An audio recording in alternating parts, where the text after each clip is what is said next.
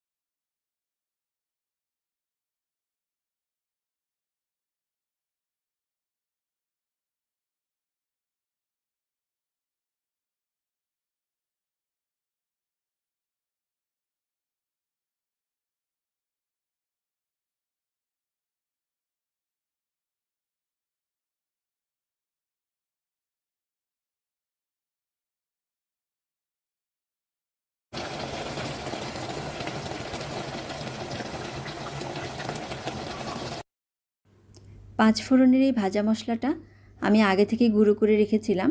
এটা একটি তার উপরে টেলে নিয়ে তারপর ব্লেন্ডারে গুঁড়ো করে নিতে হয়। আমি একটু বেশি করেই করে রাখি।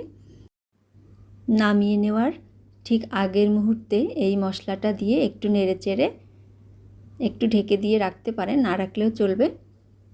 হয়ে গেছে আমার আচার রেডি। সবাই ভালো থাকবেন, সবাইকে ধন্যবাদ।